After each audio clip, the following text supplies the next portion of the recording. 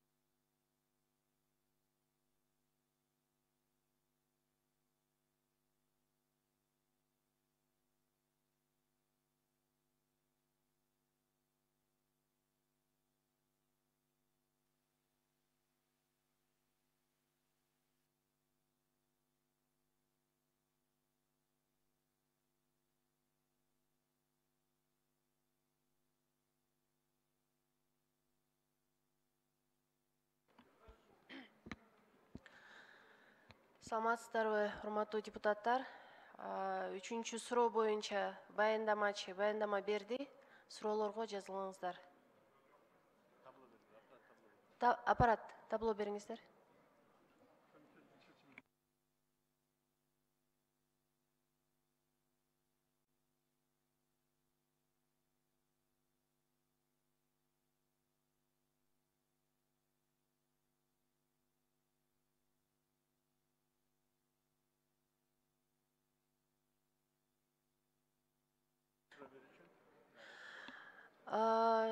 Суроо берүү үчүн сөз Жумабеков Дастанбек Артизбековичке берилет. Рахмат.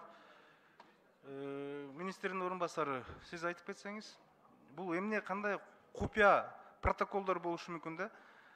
Ошону жайылтпоо боюнча болот атта.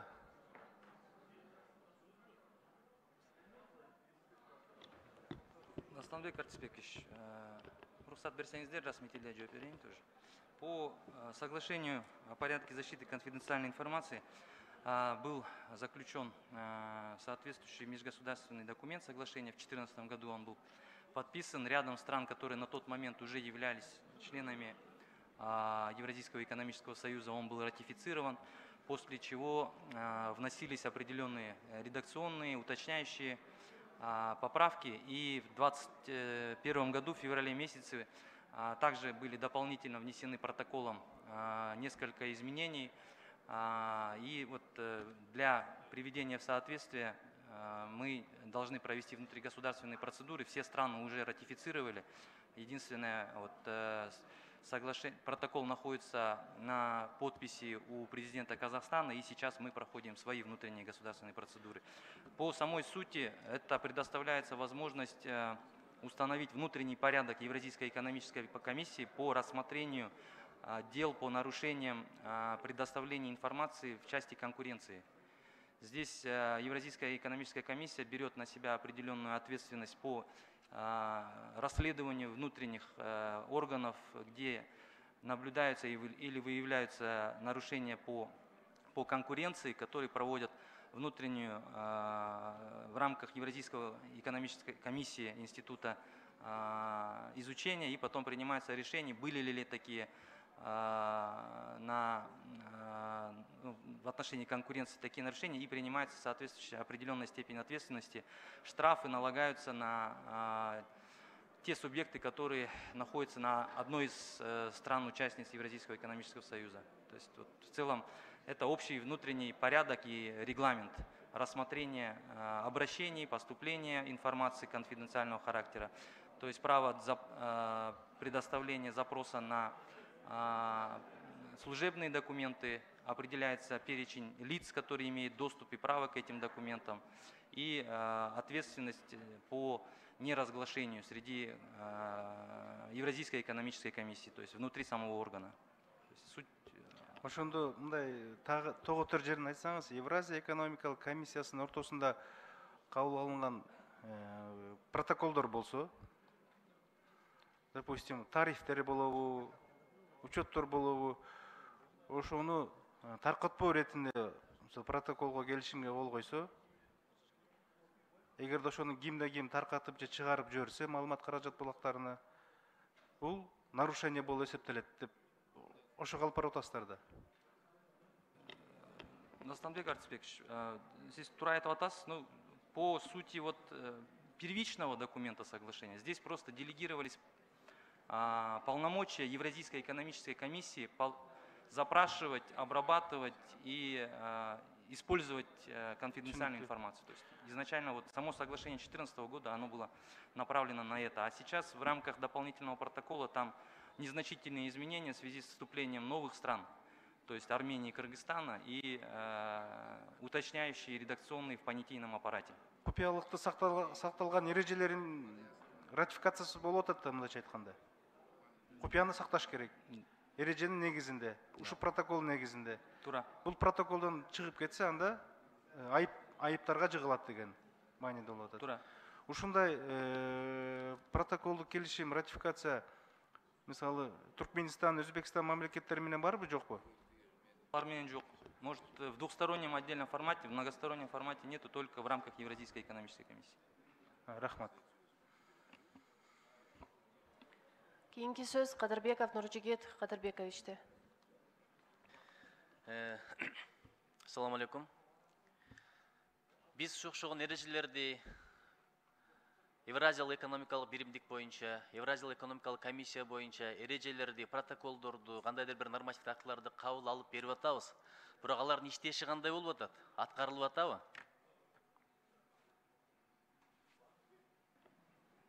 Нуржигит Кадырбекович, здесь есть несколько уровней ответственности, то есть есть среднее звено на уровне департаментов, которые предоставляют соответствующую информацию по своим курируемым направлениям. Есть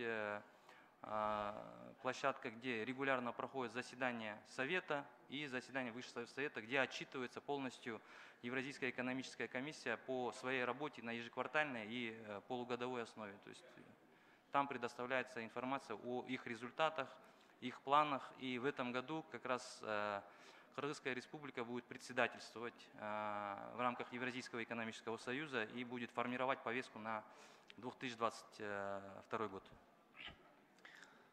Мен билгенден Евразиялық экономикалық комиссиянын контролдоочу 170-ке жакын функциясы бар. Же 170-тен ашыгыраак функциясы бар да. Айтайын дегеним, кээде биз үчүн, Кыргызстан үчүн жашыруун эмес. Бирок Евразиялық экономикалық комиссиянын пикиринде, оюнда жашыруун болгон материалдар боюнча кандай болот анда? Сиз айтып атасыз, Евразиялық экономикалық комиссия өзүнө жоопкерчилик алат деп. Мен айтат элем, жоопкерчилик эмес, ыйгарым укук алып атат. Биз өзүбүздүн кайсы бир деңгээлде суверенитетибизди бир аз чектеген жокпузбу?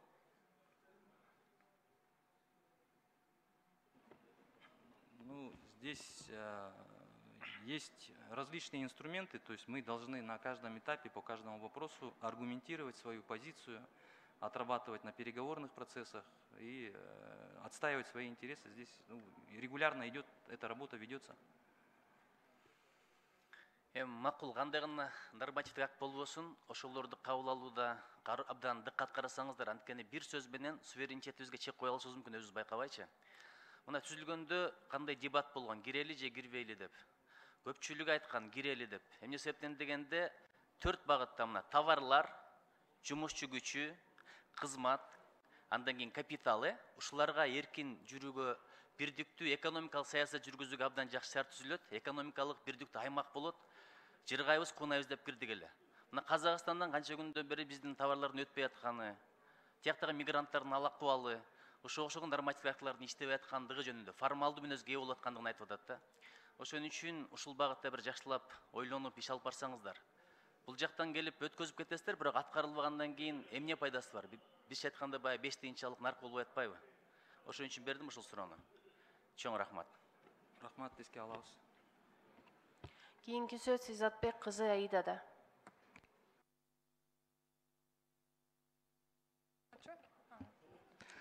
Рахмат, Джемиля Кубанычбековна. Канат Жаныбекович, айтсаңыз, бүгүнкү күндө макулдашууга канча мамлекет кирген, анан кайсы мамлекеттер бар? В данное соглашение входят все страны Евразийского экономического союза, 5 стран: Республика Беларусь, Казахстан, Российская Федерация, Кыргызская Республика и Армения. Рахмат, анан дагы ушул Евразия экономикалык бирлигинде кандай комиссия бар?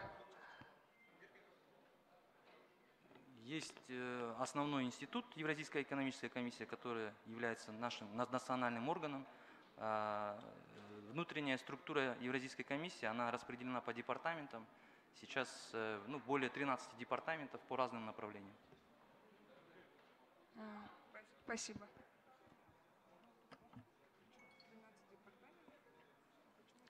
Суроолор бүттү. Комитеттин корутундусун окуу үчүн эл аралык иштер, коргоо, коопсуздук жана миграция боюнча комитетинин төрагасынын орун басары Люрова Лейла Хияновнага сөз берилет.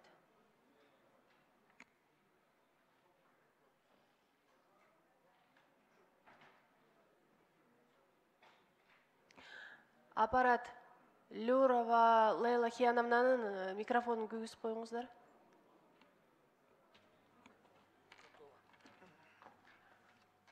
Спасибо, Джемиля Кубанычбековна. Комитет по международным делам, обороне, безопасности и миграции Жогорку Кенеша пришел к следующему заключению: одобрить концепцию проекта закона и порекомендовать Жогорку Кенешу принять в первом чтении. Рахмат. Söz.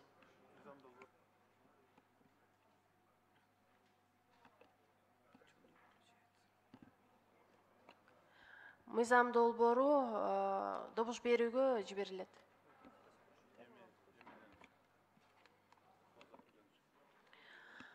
Сөз президенттин өкүлү Алмаз Акымжановичке берилет.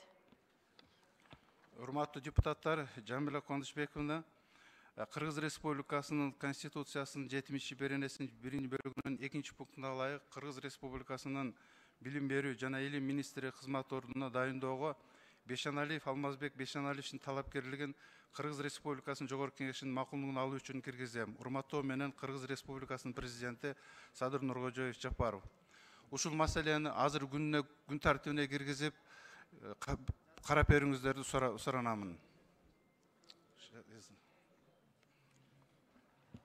Алмаз Акымжанович, кайра мен укпай калдым. Сиз эмне дедиңиз, айтсаңыз? Кыргыз Республикасынын билим берүү жана илим министринин кызмат ордун дайындоого Бешеналиев Алмазбек Бешеналиевичтин талапкерлигин күн тартибине киргизип, азыр карап берүүңүздөрдү суранабыз. 2 комитеттен карады. Ошону күн тартибине коюп берсеңиз. Рахмат. Урматтуу депутаттар, Алмаз Акымжановичтан сунуш келип түшүп атат. Күн тартибине коюп берүү боюнча министрди караңыз. Добушка коем, урматтуу депутаттар, добуш берип койсоңуздар. Күн тартибине киргизүү боюнча.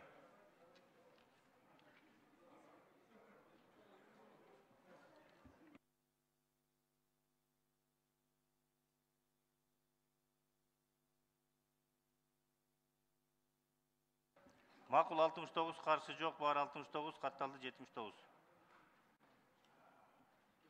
Сунуш кабыл алынды. Жок, биз азыр бир маселени карайлы, андан кийин карайбыз да. Азыр 4-чү маселени карайлы.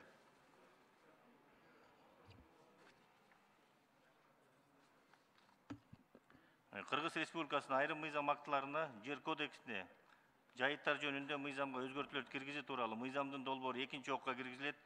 Демилгечи министрлер кабинетинин төрагасы агрардык саясат, суу ресурстары, экология жана регионалдык өнүктүрүү боюнча комитет караган. Баяндамачы Кенжебаев Аманкан Батырбекович, агрардык саясат, суу ресурстары, экология жана регионалдык өнүктүрүү боюнча комитеттин төрагасы. Чакырылган Шерипов Нурлан Тургунбекович, айыл чарба министринин орун басары. Сөз баяндамачыга берилет. Аманкан Батырбеков, сөз сизде.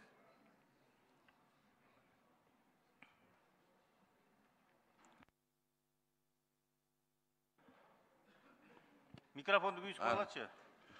Саламатсыздар, урматтуу коллегалар, урматтуу төрага, урматтуу депутаттар. Кыргыз Республикасынын министрлер кабинети тарабынан демилгеленген Кыргыз Республикасынын айрым мыйзам актыларына, Кыргыз Республикасынын жер кодексине, жайыттар жөнүндө Кыргыз Республикасынын мыйзамына өзгөртүүлөрдү киргизүү тууралуу Кыргыз Республикасынын мыйзам долбоору 2-окууда сиздердин карооңуздарга сунушталууда. Бул мыйзам долбоорун 2-окууга даярдоонун жүрүшүндө комитетке жазуу түрүндө 3 сунуш түштү. Биринчи сунуш Султанбай Айжигитовдон түштү. Ал мыйзам долбоорунун 1 жана 2 берелерине сунушталган ченемдерин алып салууну сунуштаган. Ал эми 2 сунуш депутат Жалалдин Паязович Нурбаевден түшкөн. Ал ижарага келишимин мөөнөтү аяктагандан кийин өз милдеттерин талаптагыдай аткарган ижарачы менен ижарага берүүчү тарабынан ижарага келишим тооруксуз түз жаңы мөөнөттө узартууну сунуштаган. Бул сунуштар комитет тарабынан эске алынган. Депутат Айжигитов сунушту комитет тарабынан колдоого алынгандыгын депутат Алтынбеков сунушун чакыртып алган. Суроолор болсо, айыл чарба министрлигине берсеңер болот. Рахмат. Аппарат таблону ачып койгула, суроолор болсо берсеңиздер болот.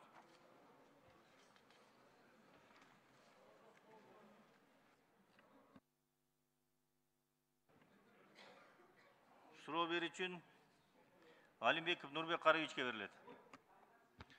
Рахмат, Нурбек Өмүрбекович. Урматтуу депутаттар, бул мыйзам өтө керек. Бул 2-3 жылдан бери талкууга алынып келатат. Geçege ekинчи окуунун жүрүшүндө biraz түшүнбөстүк болуп, баягы добуш берүүгө келгенде добуш жетпей калып, ушул өзгөртүүлөр менен өтүп кетти да. Бул мыйзамды күткөн дыйкандарыбыз дагы көп, элибиз дагы көп. Бир эле Баткен областында ушул мыйзамды өткөрүп берсек, 110 000 гектар жерге бак тиккенге, айыл чарба өндүрүшүн жүргүзгөнгө шарт түзүлмөк да. Ошон үчүн талкуунун жүрүшүндөн кийин бир убакыт талкуулап туруп, буну экинчи окуунун режимине кайтарыш керек. Бул мыйзам өтө керек. Бул мыйзамдын кабыл алынса 500 000 гектар жерге асылдуулугу төмөн жайыттарга бак пайда болот да. Ошону туура түшүнүп коюңуздар. Рахмат чоң. Сунуш. Рахмат. Кийинки сөз Козуев Алишер Хабибуллаевичке берилет.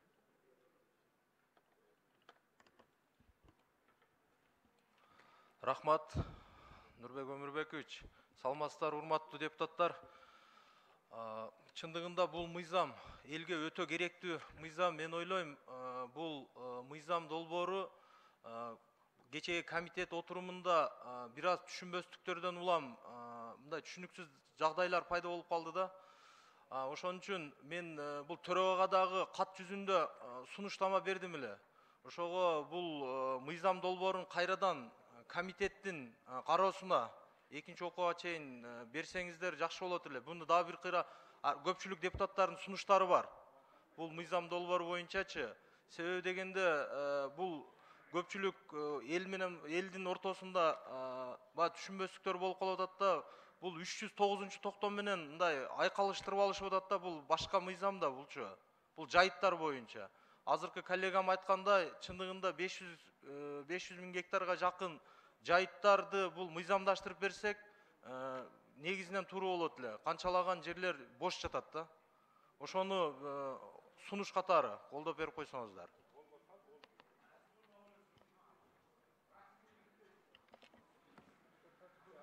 Кийинки сөз Жумабеков Дастан Артысбековичке берилет.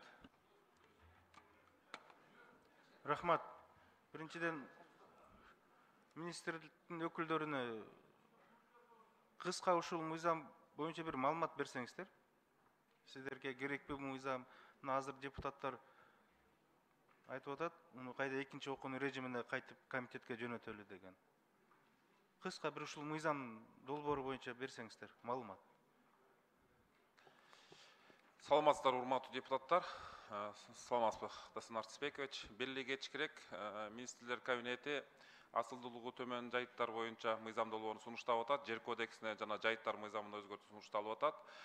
Бул мыйзам түздөн түз 1,5 миллион гектардан ашык түшүм асылдуулугу төмөн жайыттарга түздөн түз тиешеси бар. Себеп дегенде Кабмин сунуштаган концепцияда бул асылдуулугу төмөн жайыттардын деген түшүндүрмөсү берилип атат. Биринчиден, экинчиден анын берүү тартиби, жылдары, механизмдери аныкталып атат.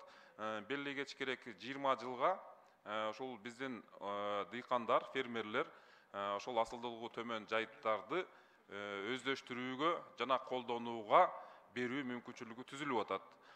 Белгилей кетиш керек, 1,5 миллион гектардан ашык бул аныкталган асылдуулугу төмөн жайыттар. Өзгөчө өзүңүздөр билесиздер, мына Баткен областында 110 000 гектардан ашык, бул бардык областтарда бар.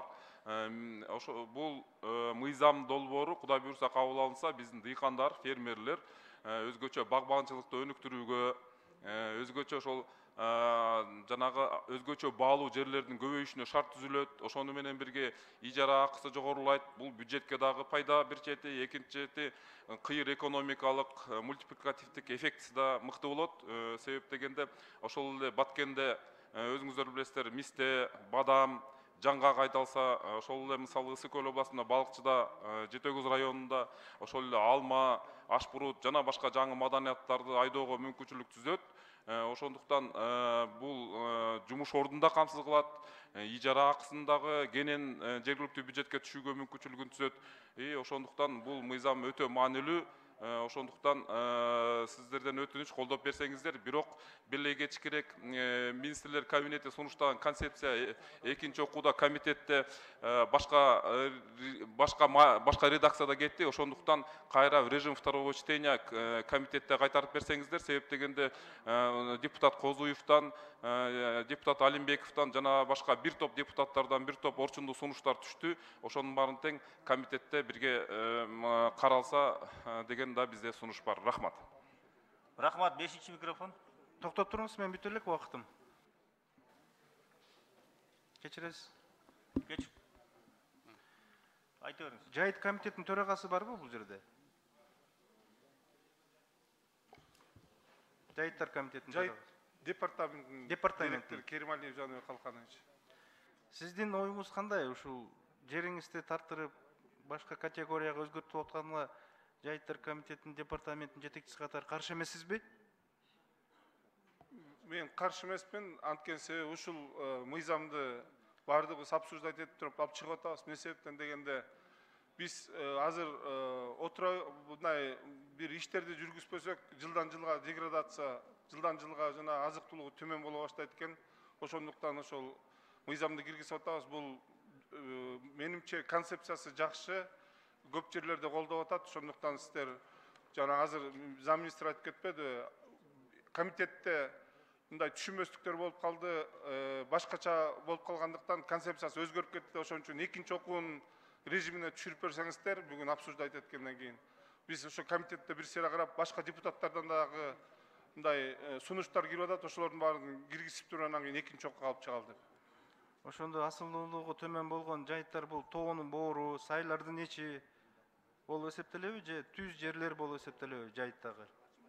Сиз туптуура айтып атасыз, ошо жанагы тоонун боорлорунда, мисалы эң негизгиси мына көлгө баратканда көк бойнокту алалы, Акталага баратканда Акталаны алалы, Баткенде ошол жерлердин бардыгы мындай жайыт деп эсептелет, бирок жайытта ал жерге мындай мал жайылбайт. Дагы ошо менен бирге бизде 9 миллиондон ашык жайытыбыз бар деп атабыз.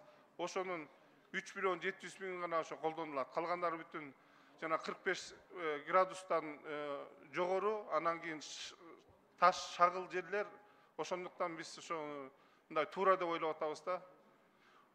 Бул эң негизгиси бир башка жака өтпөйт. Бул жайытты трансформация кылып которуп, видин өзгөртөбүз дагы.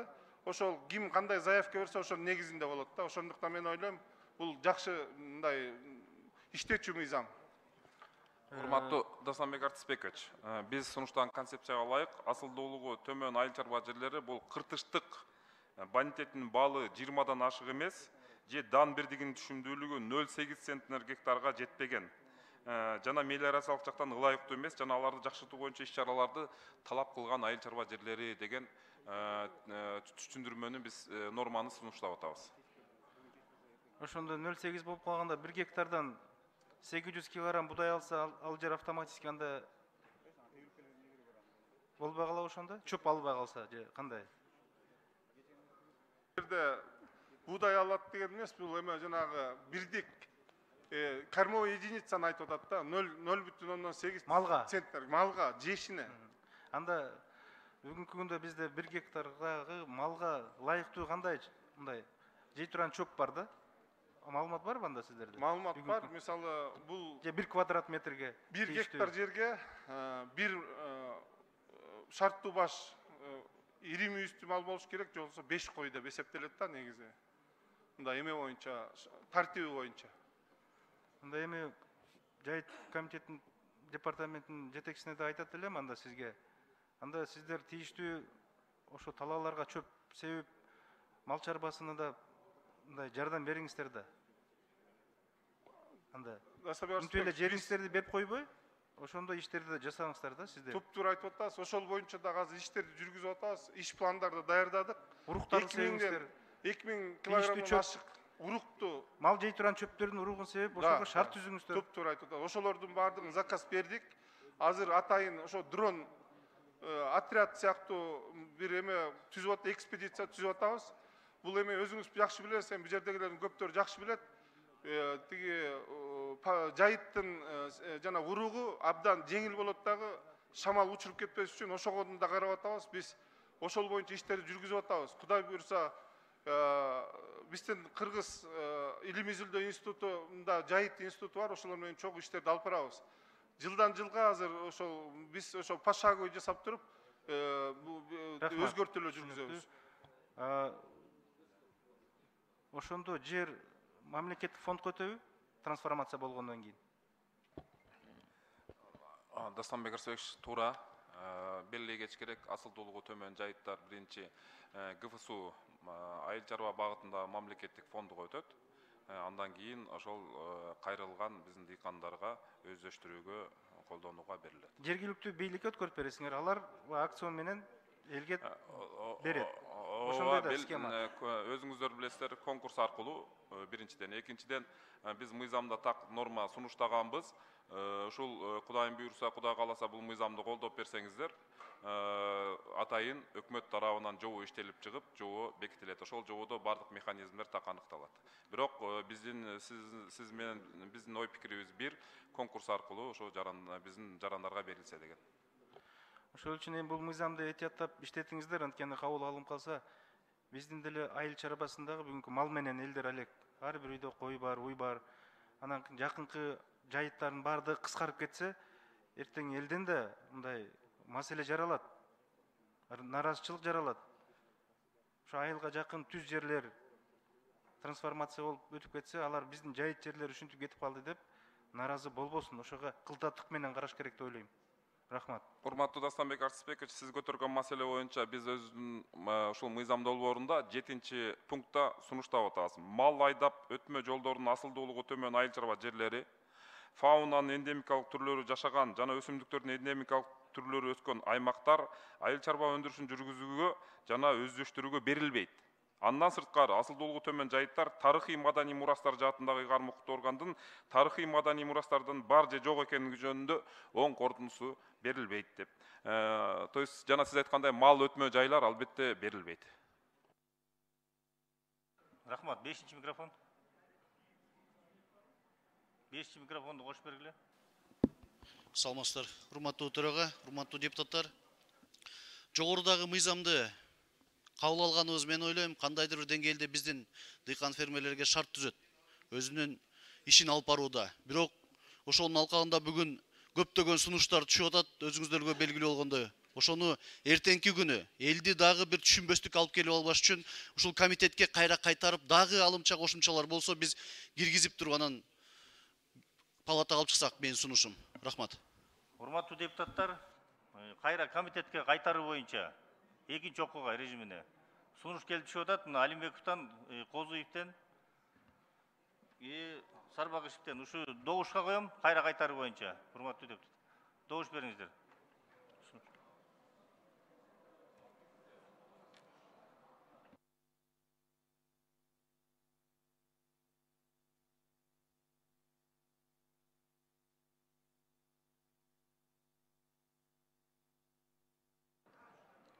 Макул 76, каршы 1, баары 77, катталды 89.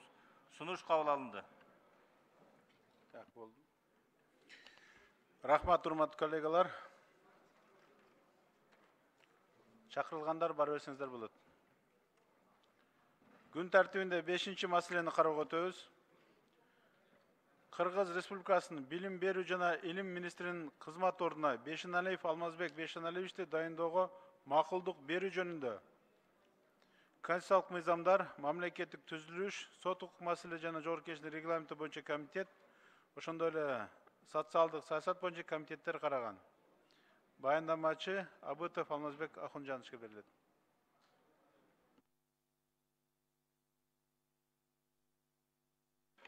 Саламатсыздар, урматтуу депутаттар, урматтуу Талант Турнаматович. Кыргыз Республикасынын Конституциясынын 70-беренесинин 1-бөлүгүнүн 2 пунктуна ылайык Кыргыз Республикасынын билим берүү жана илим министрлигинин кызмат ордуна дайындоого Бешеналиев Алмазбек Бешеналиевичтин талапкерлигин Кыргыз Республикасынын жогорку кеңешинин макулдугун алуу үчүн киргизем. Урматтоо менен Кыргыз Республикасынын президенти Садыр Нуркожоевич Жапаров.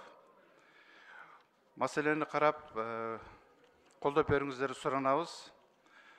маалымат ретінде айтайын, объективкасымен таныштырып кетейін. Бешеналиев Алмазбек Бешеналиевич 1980 жылы Нарын облысының Атбаш районындағы пограничник айылында туылған. Улуту қырғыз, жарандығы Қырғыз Республикасы. Билими жоғарғы. 2007 жылы Людвигсбург педагогикалық университетін Германияда аяқтаған. Педагогика әдістігі бойынша. Тарих илимдерінің докторы, педагогика илимдерінің кандидаты. Емгек үшін 2008 жылы 2010 жылға шейін Алатой еларалық университетінде оқытушы болып істеген. 2012-2013 жылдары Варшавадағы Висул университетінде Чет ел тілдер институтында директор, проректор болып істеген. 13 жылы Түндік Айова университетінде шақырылған профессор. 14 жылы Джон Хопкинс университетінде докторантурадан кейінгі оқуы. 2014-2017 жылдары Алатой еларалық университетінде илим жана тышкы байланыш бойынша проректор. 2017 жылы Қайрат Джон Хопкинс университетінде шақырылған профессор. 2017-2018 жылдары Қырғыз Республикасының өкіметтің аппаратында билим беру, маданият жана спорт бөлімінде бөлім басшы. 2018-2020 жылдары Болбордук Азиядағы регионалдық институтында директор. 2020 жылы 10 октябрдан баштап, 14 октябрдан баштап, 2021 жылы 5 майға шейін Қырғыз Республикасының билим беру жана илим министрлігінде министр болып іштеген. 2021 жылы азыркы уақытқа чейин Біріккен Ұлттар Ұйымындағы жана Женева шарындағы ел аралық башқа ұйымдардағы Қырғыз Республикасының өкілшілігінде елші болып іштеген. 2022 жылдан 14 февралынан баштап министрдің милдетін атқарушы болып іштеп атат. Урматтуу депутаттар, кандидатураңызды мақұлдық беріңіздер сізден сұранамын. Рахмат. Рахмат, урматтуу коллегалар, кимде кандай суроолор бар? Аппарат табло бергиле.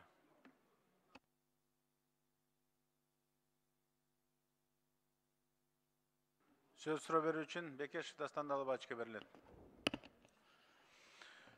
Алмаз Мырза, я вас поддерживаю, но хотел бы поднять два вопроса, которые желательно было бы вами, чтобы вы их решили. Первый вопрос, он может быть напрямую не касается образования, но влияет очень сильно. Это хаотичная застройка в городе Бишкек. Мы говорим постоянно бизнес, бизнес, надо поддерживать бизнес. И вот до чего мы довели, что бизнес строит, продает, а люди остаются с этими проблемами. Школы, детские сады переполнены. В одном лишь Октябрьском районе 20 школ нужно построить, чтобы всех детей обеспечить обучением, чтобы дать им образование. Еще до сих пор новые и новые дома строятся. В архитектуре там коррупцией пахнет, они вот этот генплан постоянно всем говорят, у них всегда отмазки находятся, а сами они богатеют вместе вот с этими бизнесменами. И потом дома построены, а куда детей везти? Классы все переполнены в городе, школы переполнены. Вот эту проблему надо решать таким образом, что нам нужен утверждать план расселения. Прежде чем дом какой-то строить, не просто ты должен деньги здесь срубить, ты должен показать, куда эти дети пойдут, вот живущие вот здесь, в этом доме, куда они пойдут, в детский садик, в какую школу, больница какая будет, даже вплоть до того, где люди потом будут, куда их хоронить будут. У нас вот этого вообще нету. Только генплан, пункт такой-то, и всегда вот эти отмазки находятся. Я хотел бы, чтобы Министерство образования активно было вот в этом процессе. План расселения, прежде чем начинать строительство, он должно быть в каждой точке вот, города, страны вообще, в любом месте. И второй вопрос очень важный. У нас лицензируется образование, практически любое образование, за исключением образования религиозного. Я очень прошу вас, сейчас разрабатывается новый закон об образовании, внести туда этот пункт.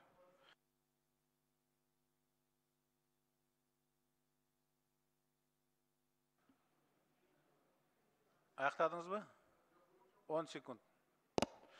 Мы должны лицензировать религиозное образование. И все-таки государство должно контролировать, какому контенту там обучает.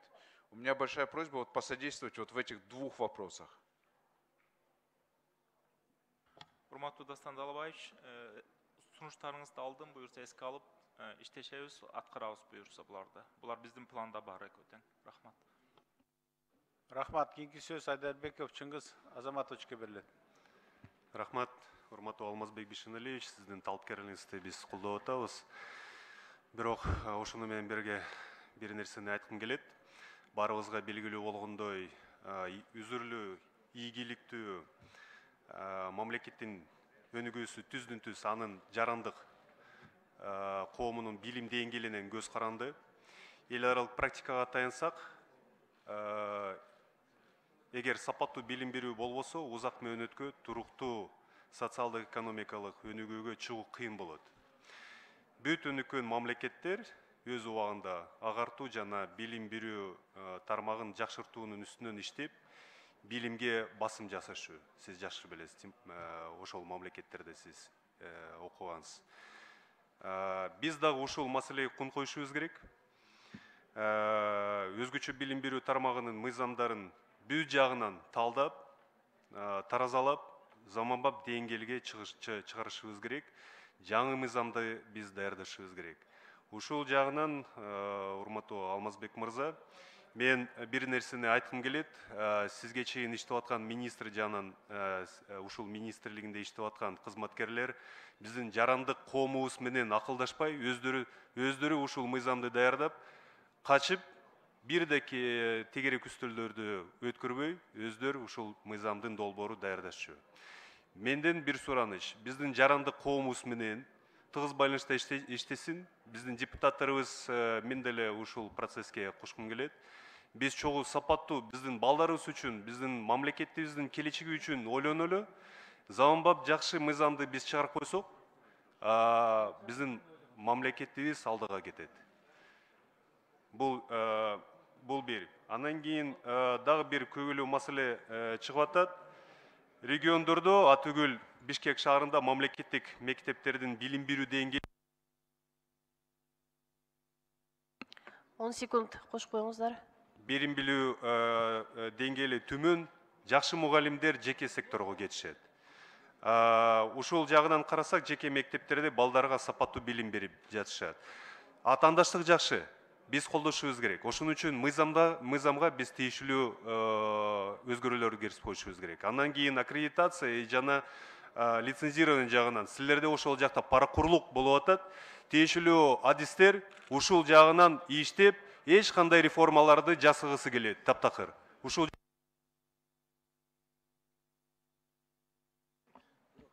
жооп бересизби?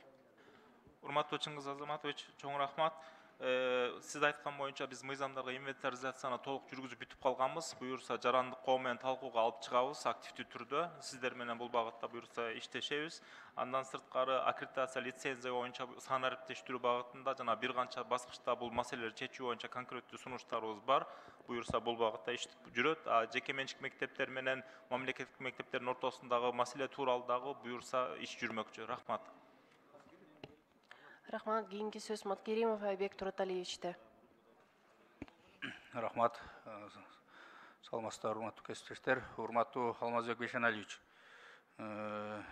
Негизинен биз сизди колдоп кетебиз, бирок ошол эле мезгилде суроону берип койсок, мына жогоруда айтылып кетти. Биздин көптөгөн мугалимдерибиз айлык акынын аздыгынан жеке менчик окуу жайларга өтүп кетип жатат. Сиз ошол мугалимдердин кетүүсүнү токтотуу максатында кандай сиздин өзүңүздүн идеологияларыңыз бар? Чоң рахмат сурооңузга, Айбек Тураталиевич. Мугалимдердин статусун көтөрүү маселеси бул биздин программанын өзөгүн түзөт. Буюрса апрель айынан баштап министрлер кабинети мугалимдердин айлыктарын кескин көбөйтүү боюнча жаңы сунуш буюрса киргизишет.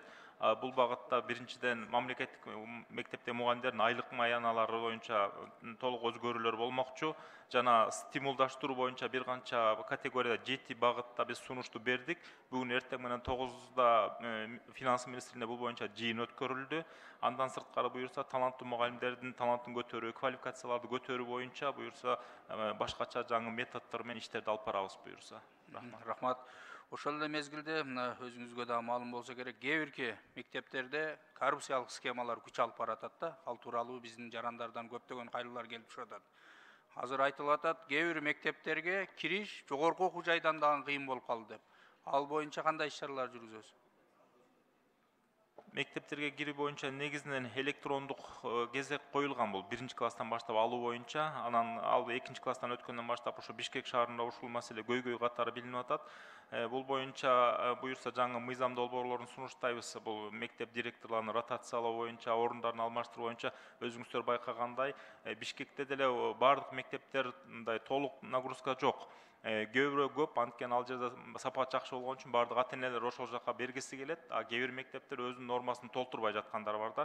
Андыктан биз бая жакшы мугалимдерди жанагындай жайгаштыруу, туура багыттоо, артта калып бараткан мектептерге жакшы директорлорду дайындоо аркылуу буюрса, ушул балансты да түзөбүз деген ойдомун буюрса. Рахмат.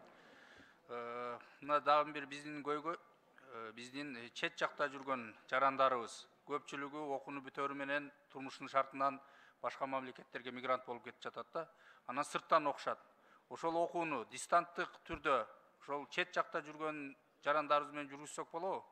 Айбек Тураталиевич, дистанттык билим берүү негизинде бизде бар, бирок сапат жагынан мүчүлүштүктөр болуп жатат. Буюрса жеткиликтүү кылып, ошо айрыкча Кыргызстандан чет жакка чыккан мигранттардын кайра билим алуусуна өлкөбүздө шарт түзүү боюнча активдүү иш жүрмөкчү. Бир гана жогорку окуу жайларда эмес, биз жакында буюрса ошо оорукчан балдарга, лоозу балдарга, жанагындай мисалы онкологиялык ооруп жаткан балдарга мектепте убакыттары өтүп кетип атат да, бара албагандыктан. Алар үйдөн дагы ошол жылды же ошол чейректи окуп калыш үчүн электрондук бир борборлоштурулган мектеп контентин даярдап жатабыз. Эгер ал ишке кирип кетсе, буюрса анда биз мектеп деңгээлинде дагы жогорку окуу жайда дагы ошол маселелерди чечебиз буюрса. Рахмат. Рахмат. Сунуш катары айта кетейин, мына бизде жеке менчик мектептер көп болгону жакшы. Бирок ошол эле мезгилде кээ бирки жеке менчик мектептер башка бир агымдарга үйрөткөндөр дагы болуп жатат да. Ал жөнүндө дагы мындай ойго алып койсоңуздар. Анткени алардын дагы ишмердүүлүгүнү көзөмөлдөсөңүздөр, бул бир. Экинчиден, мына жогорку окуу жайды бүткөн биздин көптөгөн мекендештерибиз жумуштун жоктугунан дипломду алып алып, кайрадан эле мигрант болуп кетип жатат.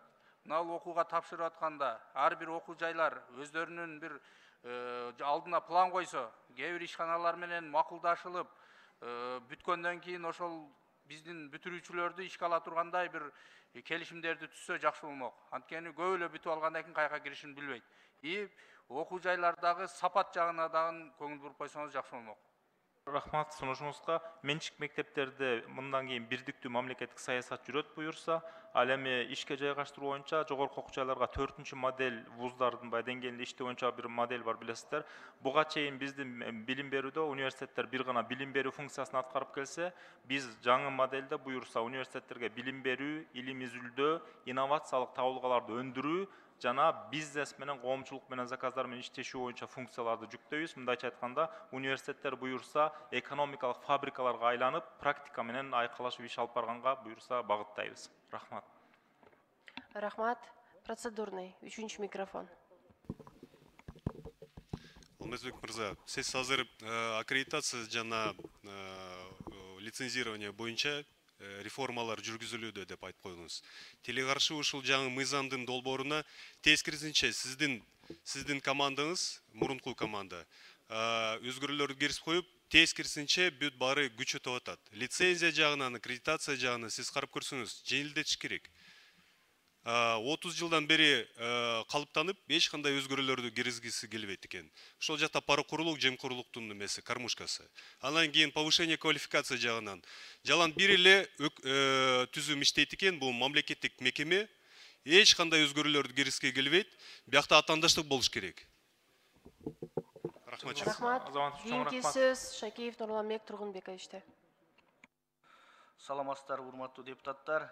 Урматтуу Алмаз мырза, сиздин ушул министрликке кайрадан жетекчи болуп келип атканыңыз абдан кубанычтуу жагдай. Биз чынын айтыш керек, сизди башка жака которгондо дипломатиялык кызматка бир чет абдан мындай өкүнгөнбүз. Сиз жакшы иштерди баштагансыз министрликке келгенде.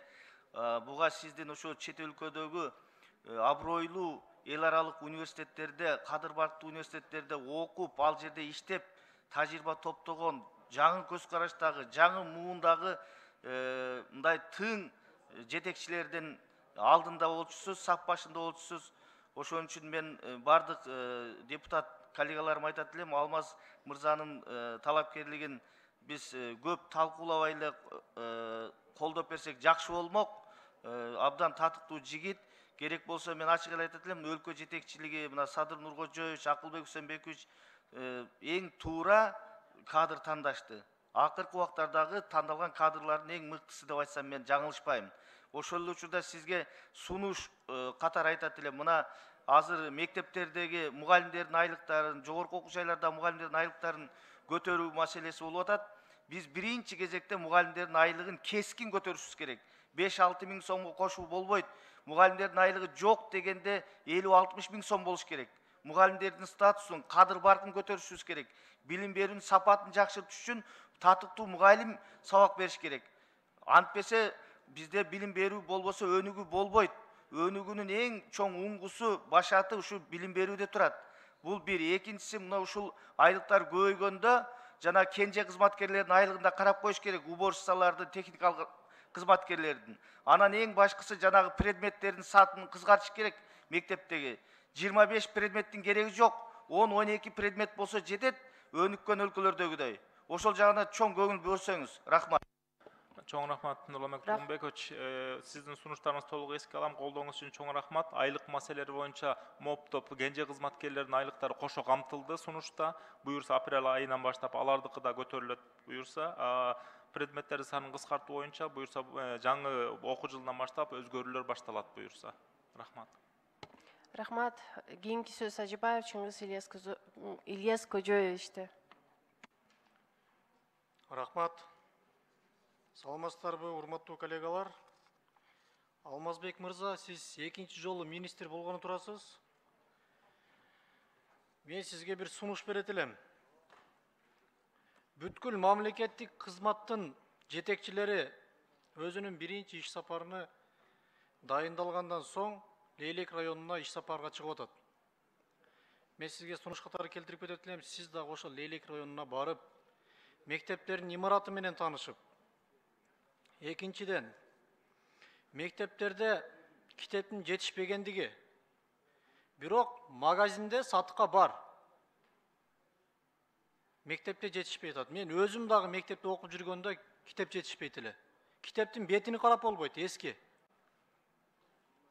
Ошондуктан барып өзүңүз бир карап көрүп келсеңиз деген жай-жайынан. Кандай реформа жасайын деп атасыз, ошону мен тааныштырып кетесизби? Рахмат, Чыңгыз Ильяс Кожоевич, сурооңузга жана сунушуңузга. Биринчиден Лейлек районун мен мурдагы министрлердин баягы өкмөттүн курамында болгон кезимде барып районду кыдыргам. Максат айылына чейин барып, Воруктагы кошуна жайгашкан мектептер, бала бакчалар менен таанышып келгем. 31 районду кыдырганга үлгүргөм 6 ай иштеп жатканда. Буюрса кайра ишмердүүлүгүмдү ошол багытта улантмакчымын.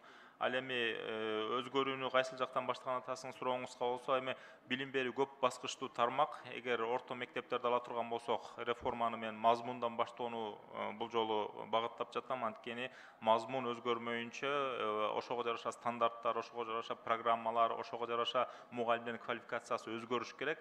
Бул жолу мындайча айтканда өзөктүү ошо иштин содержаниядан баштайлы деп аракет кылып атабыз. Анан экинчиден биз жана Чыңгыз Азаматович белгилегендей, мыйзамдык талааны биринчи түздөп алып, андан кийин анан жумушка ушул багытта ишти баштасак деп жатабыз. Рахмат. Мектептерде билим берүү программасын түп тамыры менен өзгөртүү керек болуп жатат азыр бүгүнкү күнү. Лейлек районунда мамлекеттик бала бакчалар бүгүнкү күнү жок болуп кетип атат. Балдарыбыз чаңда ойнойт, сайда ойнойт. Баарынын эле мүмкүнчүлүгү жок. Частный бала бакчага барганга. Ошондогу эске алып, сиз мага ушул жерден сөз бересизби, Лейлекке барып көрүп келем ордунан деп? мен сізге жогоруда белгиледим, Лейликке баргам, көргөм, жана дагы да барып көрүп, тыгыз иштешкенди улантабыз буюрса. Мамлекеттик мектеп бала бакчаларга камсыз болуу бүгүнкү күнү 25%-ды түзөт. Ал эми кыска мөөнөттүү окууга баруу менен биз араң 40%-га чыгып отурабыз да, баягы 3 сааттык менен. Ошондо биздин 60% балдар бүгүнкү күнү бала бакчаларга бара албай жатышат. Бул маселени биз бирдиктүү мамлекеттик саясат жүргүзүшүбүз керек болуп жатат. Анткени өзүңүздөр билесиздер, баягы далгастройлор жатат, көптөгөн объекттер туура эмес жерлерге түшкөн учурлар дагы кездешпейт. Андыктан ошо туура саясат жүргүзүп сиздер да колдоп берсеңиздер, буюрса бул маселенин чечүүнү бирдикте иш алып барабыз. Рахмат. Бүгүнкү күнү басымды өзүбүздүн өсүп келип жаткан балдарыбызга шарт түзүп берип, эртеңки күнгө бул балдарыбыз өзүнүн келечегибиз. Бул балдарга шарт түзүп берүүбүз зарыл. Ошондуктан сизге бир сунушум жакшылап карап, ишиңизге ийгилик, сөзсүз түрдө колдоп беребиз. Жакшы экенсиз. Рахмат. Чоң рахмат. Рахмат. Кийинки сөз Алимбеков Нурбек Карыгиште. Рахмат. Алмазбек Бейшеналиевич, сизге ишиңизге ийгилик каалайбыз. Колдоп берели деп турабыз. Менде 1-2 сунуш суроолор бар. Бүгүнкү күндө канча мамлекет канча мектепке муктаж? Урматтуу Нурбек Карыгич, сурооңузга чоң рахмат. Бүгүнкү күнү мамлекет 245 негизинен авариялык абалдагы мектепти оңдоп түздөөгө муктаж. Андан сырткары биз 65 мектепте сунушубуз бар. Негизинен 300-дүн тегерени мектепке муктаж. Муктаж. Ушул жерге сиз аралаша аласызбы ушул мектептердин курулушуна? Кайсы жерге, кайсынысын биринчи куруш керек? Бизде акыркы жылдары 70%, 60% бүткөн мектептерди, зданияларды бүтүрөбүз деп эле Госстрой ошо менен алек болуп атат. Кээ бир жерлерге керек эмес эле мектептер да түшүп калган жери бар. Толбой атат. Түшкө чейин жарым бала окуйт, түштөн кийин бош жаткан мектептер бар. Ошо боюнча сиз аралаша аласызбы ушул премьер-министрге, министрлер кабинетинин төрагасына кирип, бул жерге керек эмес деп бура аласызбы ошол нерсени? Урматтуу Нурбек Карыгич, абдан туура маселени көтөрүп жатасыз. Мисалы мен ошо региондорду кыдырганда, бул Кыргызстандагы эң рекорд, бул Жалал Абад облустундагы Сузак районундагы Фуркат айылындагы 37 жылдан бери далгастрой болуп турган имарат менен таанышкам. Мындайча айтканда 37 жылда ал имарат кайра эле баягы жок керектен чыгып баратканын көрүүгө болот. Демек биз бул боюнча бирдиктүү саясат жүргүзүшүбүз керек. Ал бул кызматка кайра келип жатканым учурумда президент менен болгон жолугушумда дагы министрлер кабинетинин төрагасы менен болгон жолугушууда дагы ушул маселеге экөө тең токтолду. Мындан кийин министрлик кайсыл жерде мектеп муктаж десе, ошо министрликтин берген сунушу боюнча ошолор биринчи бүткөрүлөт деген сөздөрүн өздөрү айтышты. Рахмат. Суроону улай, мен дагы ушул сөздү айткым келип атат. Ош шаарында жана Ош областынын кээ бир жерлеринде ушундай кээ бир мектептерибиз бош жатканда жерлер бар. Анан кээ бир жерлерде 45ке чейин, 50ге чейин окуган окуучулар бар да. Ошон үчүн мен сизди Ош областына, Ош шаарына сапарыңызды тезирээк жасаңыз, анан мени сөзсүз алып алыңыз. Мен сизге бир 4-5 мектепти көрсөтөм. Ошолорду токтоосуз түрдө киргизишке өзүңүз дагы макул болосуз.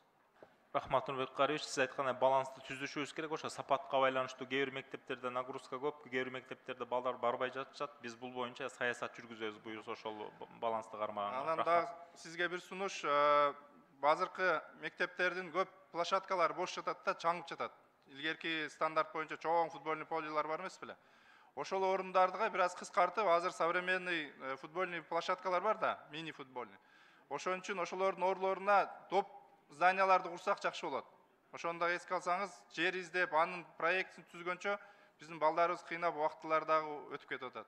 Урматтуу Нурбек Карыгич, сиз абдан туура белгиледиңиз. Бизде дагы азыр өзүңүз билгендей, жана Сабыт өнүктүрүү фонду сыяктуу фонддор негизинен жаңы имарат салбастан бүгүн ошол мектептердин баягы короосуна кошумча имараттарды салып жатышат. Аянтчалар боюнча абдан жакшы маселе. Менин дагы жалпы биздин өкмөткө да сунушум болот. Бул боюнча буюрса өкмөт башчыга кирип сунушумду берем. Бул мектептер айрыкча айыл жерлеринде, мисалы мен жаңы эле өзүңүздөр билгендей Швейцариядан келип атам. Швейцарияда ошол мектептин аянтчалары жалпы ошо айылга ачык деңгээлде да.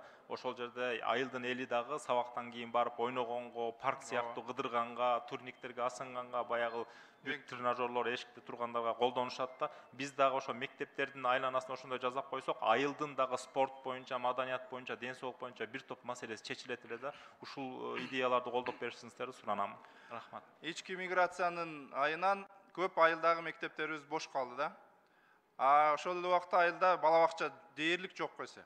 Ошон үчүн ошол бир тарабын, ошол бошоп калган мектепти бала бакча кылып курушубуз керек тез аранын ичинде. Ушул боюнча ойлоруңузду айтсаңыз. Бул абдан туура суроо берип атасыз.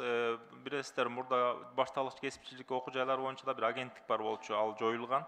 Ошол агенттикти жоюп аткандагы максатыбыз да ушул болгонда, мисалы бош турган бир топ имараттар бар, бирок мыйзам чегинде биз аларды билим берүүнүн экинчи жана колдоно алчу эмеспиз. Биз буну маселени чечүү аркылуу эми өзүңүз билгендей, баягы мектептерде, ошол кесипчилик окуу жайларынын бош жаткан жерлеринде ошо бала бакчага керек болсо бала бакчага, башка мектепке керек болсо мектепке колдонуп, ушундай бири-бирине ооштурабыз буюрса.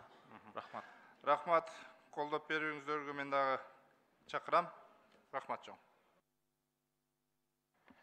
Рахмат. Кийинки сөз Нурбаев Жалалидин Пайзидиновичте. Ассаламу алейкум, рахмат. Алмазбек Бешен, сиз бир суроо, сиз министр болуп иштеп, кайра кетип, кайра келдиңиз да. Эмне себеп болду эле кеткенге? Урматтуу Жалалидин Пайзидинович, кетишим менен Мен убактымды токтотуп туруңуздар. Рахмат. Кетишим менен келишим бул толук президенттин чечими. Президент ошол учурда мага ошондой сунуш берген. Азыр бойсо кайра бул жака келүү боюнча ошондой тапшырма койду. Мен ошонун негизинде келип атам. Рахмат. Эми сиз реформа кылам деп атасыз, ишенебиз ага, Кудай буйруса. Балдар Конституциянын 20-беренесинде жазылып турат, биздин мамлекеттин эң байлыгы, алардын адеп ахлагы, интеллектуалы, руханий жагынан тарбиялоого, мындай чыныгы атуулдук кылып тарбиялоого дагы билим берүү системасы бул негизги эме берет. Сиз оюңуз кандай ушул боюнча? Мен жана дин сабагы боюнча өткөндө да айттым эле сунуш. Ушул маселеде токтолуп кетесизби? Урматтуу Жалалидин Пайзидинович, сиз айткан маселе абдан маанилүү. Бүгүнкү күнү билим берүү эле эмес, адамды толук калыптандыруу үчүн тарбия абдан маанилүү. Андыктан мен мурунку чакырылышта министрлердин курамында турганда, ошо билим берүү министрлигинин курамын өзгөртүп жатканда, ошол жерге тарбия боюнча өзүнчө сектор негиздедик. Бул бизде билим берүүдө болгон эмес. Азыр ошол билим берүү министрлигинде мына тарбияга багытталган өзүнчө сектор иш алып бармакчы. Иш бар, ал түзүлдү. Андан сырткары сиз айткан диний сабактар боюнча биз билесиз, көп конфессияда негизделген өлкөбүз. Андыктан биз ар бир жараныбыздын укуктарын сыйлоо менен, бирок динди бир динге багыттап эмес, жалпы дин түшүнүгүн берген, дин маданиятын калыптандырган, дин философиясын жеткирген. Мындайча айтканда, кийин адашып кетпөсү үчүн, эртеңки күнү 20-30 жылдан кийин Кыргызстан эртеңки Сирияга, Ливанга айланып кетпеш үчүн биз азыртадан чараларды көрүшүбүз керек. Андыктан билим берүүнүн тутумунда дагы биз баягы светтик багытта ошол дин түшүнүгүн жеткиргенге буюрса аракет кылабыз. Рахмат. Негизи илим билим албаган балдарыбыздын келечеги жок. Мамлекет күчтүү болом десе, мамлекет биринчи балдарына илим билимди бериш керек. Ошондуктан сизден суранып кетебиз. Мына азыр көп коллегаларым да айтып кетти. Айыл жерлеринде азыр 40-тан 50-ден окуп аткан класстарда окуучулар бар. Биздин Араванда да бар, Навай мектебинде. Ал себеп бир. Айылдагы балдардын орус тил же тил үйрөтүү боюнча мугалимдер ошол жерде окутат деп кыргыз мектептерден, башка мектептерден алып келип окутат. Ушуга Россия Федерациясы менен байланышып, волонтерлорду чакырсак болобу? Урматтуу Жалалидин Пайзидинович, мен Россия Федерациясына дагы иш сапар менен баргам. Ал жактагы билим берүү агартуу министри да биринчи чет мамлекетке визитин Кыргызстанга жасаган. Ал жерде да жаңы министр дайындалып. Анан биздин сүйлөшүүлөр ушул негизде болуп, Кыргызстанга волонтер мугалимдерди алып келүү боюнча сөз уланган. Бирок бүгүнгө чейин бул иш-чара болгон. Мисалы, Ош облус жакта биз 50-ге жакын Россиядан мугалимдер келип, ошондой сабактар берген, орус тилден кошумча сабактар. Андай сунуш бизге дагы түшкөн. Биз жергиликтүү бийлик менен муну сүйлөшүбүз керек. Анткени булар келгенде баягы жашай турган турак жайы, коммуналдык чыгымдары сыяктуу маселелер бар болчу. Буюрса бул маселени кайра улантабыз. Мен ойлойм жергиликтүү бийлик да буну колдоп берет, эгер волонтерлор келсе. Себеби балдардын билими үчүн алар да кызыктар. Анан экинчиси, бизде азыр мына бардык эле мектептерибизде сиз өзүңүз айткандай окуу куралдары жетишпейт. Бул боюнча сиздин пландарыңыз кандай? Окуу куралдарды жеткиликтүү камсыздоо боюнча буюрса Акылбек Үсөнбекович чоң колдоо көрсөтөрү боюнча буюрса өзүнүн багыттарын белгиледи өткөндө. Мен дагы буюрса окуу куралдарын камсыздоо боюнча бир кандай жаңыча методдорго барабыз. Мисалы санарип платформаларды түзүү жагынан, ошондой эле колдоно турган приборлорду уюштуруу жагынан буюрса эл аралык долбоорлор менен иштешүү бул багытта активдүү жүргүзөбүз буюрса. Рахмат. Анан токтоо үчүн десем, мына чашке тамак боюнча акчаны кичине көтөрбөсөңүздөр, азыр 5 сом, 8 сомго кандай тамак берет? Эң туура белгиледиңиз, бул акчанын суммасы негизинен төмөн болуп жатат. Бүгүнкү күнү биз 1-класстан 4-класска чейин гана 1700 тегелене мектепте ысык тамак уюштурулган. Буюрса бул боюнча иш жүргүзүлөт. Рахмат. Анан дагы акыркы суроом, сиз ушул билим берүүнө көбүрөөк көңүл буруп, балдарыбыздын туура тарбияланышына салым кошосуз дейм. Анан сизди да колдойбуз. Рахмат. Процедурный 4-нчү микрофон. Рахмат. Саламатсыздарбы, урматтуу депутаттар. Сизди жаңы министр болуп келгениңиз менен куттуктап кетем. Кудай буйрса жакшы жумуштарды алып барасыз деген чоң ишеничтер бар.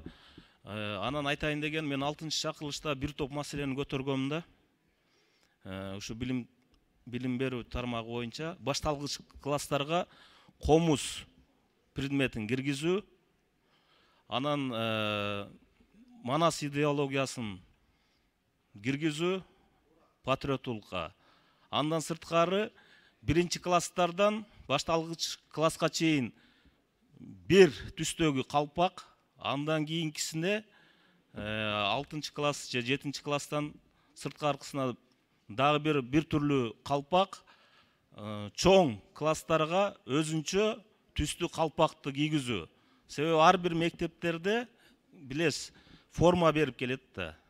Мына ушуну биздин ак калпагыбызды дагы даңазалоо, ошону бийик көтөрүү, ата бабабыздан калган салттуу кийимдерди мектепке киргизүүнү мен 6-чакырылыштан бери көтөрүп келатам да. Ушуну карап киргизип берсеңиз жакшы болот эле. Ишиңизге ийгилик каалайм. Рахмат.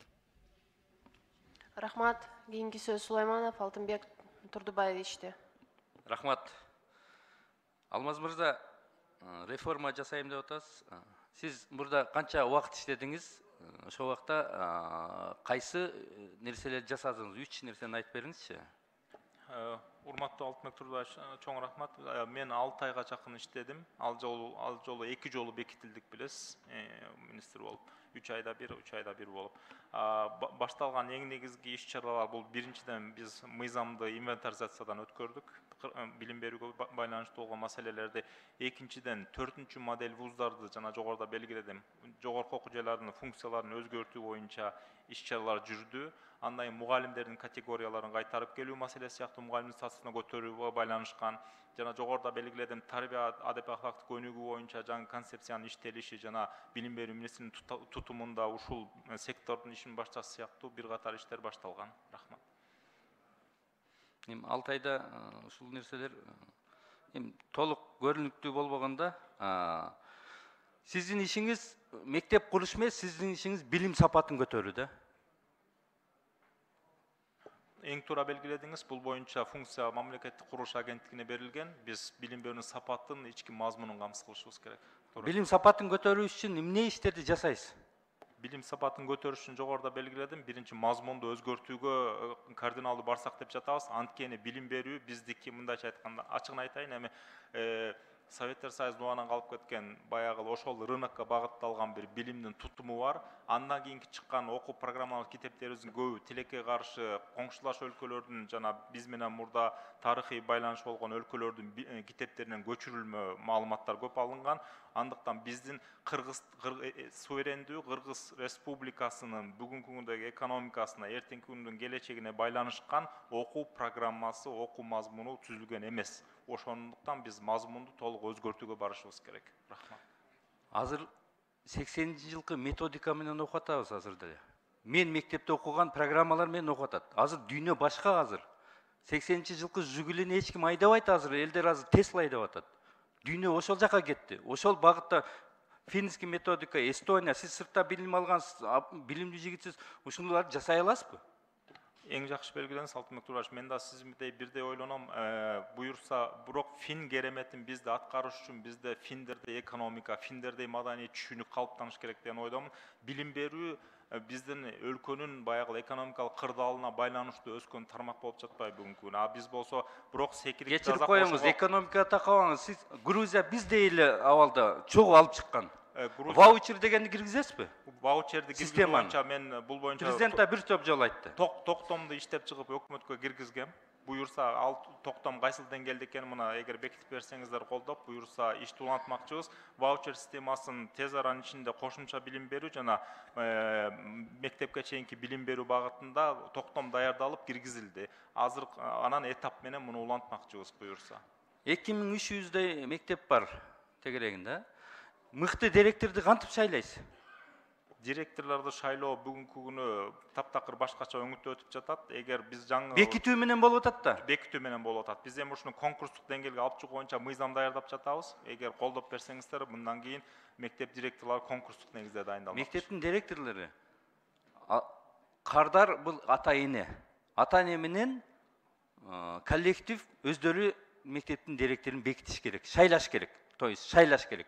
Ошондо гана мыкты директор лесет. Мыкты директор мектепти сүдүрөп алдыга жылдырат. Туурабы? Туура, ошо конкурстун этаптарын системасын иштеп чыгабыз. Ошол негизде бул шайлоо иретинде конкурс кайра эле ошол эме болот. Кайра эле назначение ушундай эле болот да. Муну эске алып карап көрөлү. Буюрса кеңеш мыйзам иштеп чыкканда алып киребиз буюрса.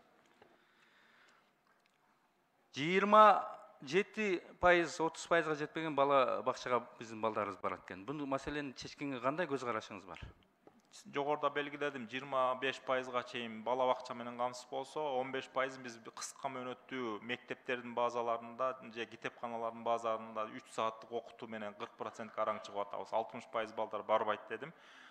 Буларды чечүү үчүн биринчиден мисалы ГЧП механизмдерин киргизүү абдан жүйөлүү болот деп эсептейм. Анан ваучер системасында буюрса киргизип алсак, анда жерлерде, региондордо жеке ишкерлер буюрса кызыктар болуп, өздөрү эле бала бакчаларды ачууга киришет деген ойдомун.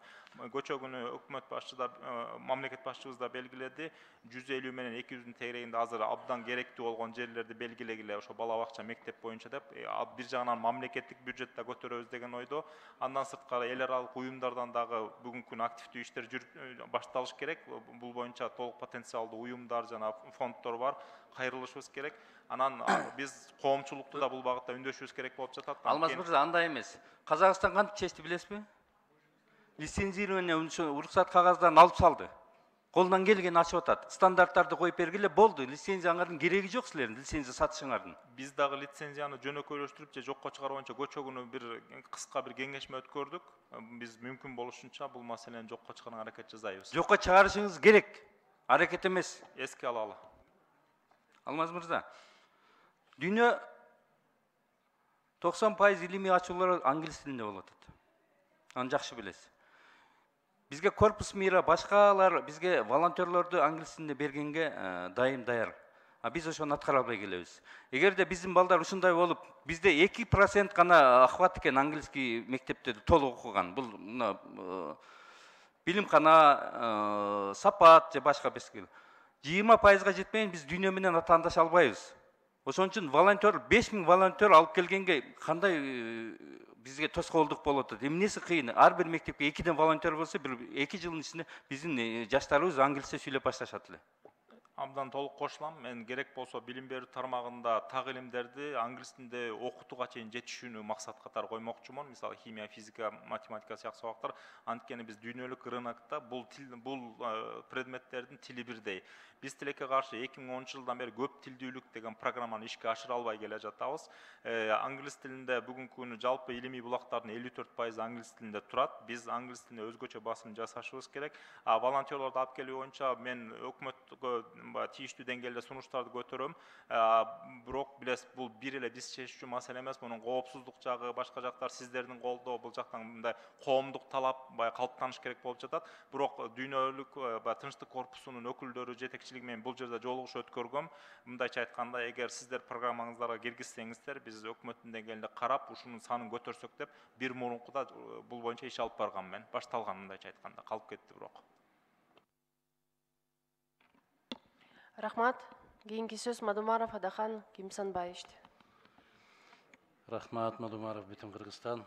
Алмаз мырза, сиз абдан туура суроо бердиңиз, биз карап көрөбүз деп жакшы көнүптүрсүз, жакшы үйрөнүптүрсүз. Депутаттар берген суроолордун деле унутуп эле калат, бирок сиз жакшы бир мүнөз калтырып коесуз да. Сиз менен чогуу иштешебиз, абдан туура бердиңиз, керемет суроо бердиңиз, тим эле мен ойлоп атканды бердиңиз деп. Кайдан үйрөндүңүз ушундайды? Адахан Кимсанбаевич, чоң рахмат.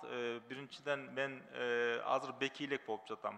Анан эске алабыз, ойнонолу, сунушуңар дегенде бекиткенден кийин анан чечели мынтел деп айтайын, азыр анан бекийлик жатып кантип айтам сиздерге? Ооба чечем деп. Туура. Туура эмес суроо берип атса, туура эмес деп айтыш керек. Анан муну чечебиз, карайбыз дегенде бир аз оор болуп калат. Мен карасам, бүт эле баягы Түндүк Айова, Америка, Джон Хопкинс, Варшава, эл аралык университеттерде иштептирсиз. Совет билим берүү системасына кандай карайсыз? Совет билим берүү системасы учурунда, өзүнүн доорунда, өзүнүн баягы эмгек рыногуна жараша абдан күчтүү жана сапаттуу билим берген. Мен бүгүнкү күнү Совет билим берүү системасынан көп тажрыйбаларды алып калышыбыз деген түшүнүктөмүн. Улуу мундун, улуу окутуучулардын жакшы калыптанган тажрыйбалары бар. Булар педагогдордун, булар сөзсүз уланыш керек. Кардиналдуу түрдө ал нуктан тайып кетүүгө мен каршымын. Ошол эле Макаренколордун методдорунан баштап баарыбыз тең, булар мен как педагог илимпоз катары, булар менин изилдөө темаларым. Мындайча айтканда, бирок бүгүнкү күнү ошолорду эске алуу менен биздин жаңы келечектин шарттарына жараша ошо билим тутумун калыптандырышыбыз керек болуп атат. Рахмат. Жакшы бой, жакшы пикир, практикага ашыш керек. Советтер Союзунун билим системасынын мыкты экендигин Англиянын билим берүү министри жакында жарыялады, расмий түрдө жарыялады. Англия бүтүндөй орто билим берүүнү Совет системасына өтүп бүттүк деп жарыялады. Кандай дейсиз? Эң туура ой, бул макала мен да таанышмын. Биз мындайча айтканда бул 30 жылда деле ошо Советтер Союзунун убагындагы инерция менен келдик окшойт.